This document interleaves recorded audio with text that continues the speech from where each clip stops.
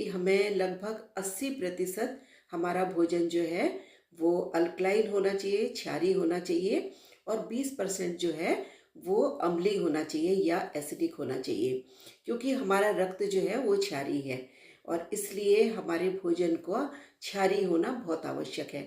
अब ये जानना जरूरी है कि क्षारीय भोजन में क्या क्या आता है। क्षारीय भोजन में सभी तरह की सब्जियां आ जाती हैं, ताजी सब्जियां, मौसमी सब्जियां और सभी तरह के ताजे फल। कच्चा आप आहार करते हैं, सलाद खाते हैं, और अगर ड्राई फ्रूट्स खाते हैं तो उसको लगभग 8 से 10 घंटे तक उसे भिगा के खाइए। ड्राई फ्रूट्स और सभी तरह के ड्राई नट्स हैं, उनको 8 से 10 घंटे तक भिगा के खाइए, तो उसको आप क्षारीय बना सकते हैं उससे। उनमें कई तरह के पाचक तत्व जो होते हैं वो उपस्थित हो जाते हैं, मिल जाते हैं, जो उस भोजन को क्षारीय बना देते हैं। इसी तरह से गेहूं है।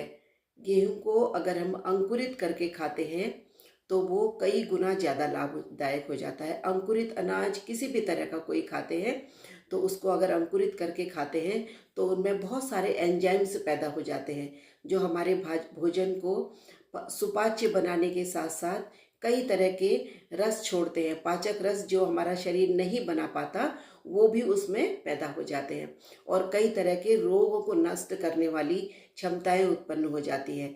तो अंकुरित अनाज हफ्ते में 1 दिन अवश्य लेना चाहिए। कोशिश कीजिए कि जिससे आपके शरीर को सारे पौष्टिक तत्व मिल जाएं।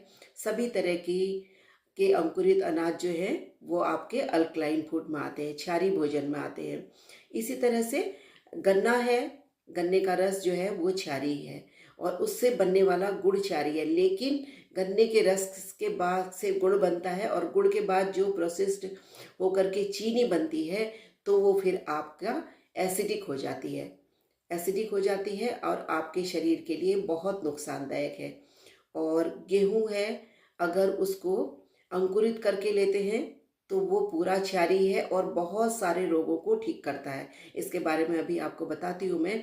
अगर उसको दलिया बना के लेते हैं तो गेहूं के अंकुरित गेहूं से थोड़ा कम लाभदायक है।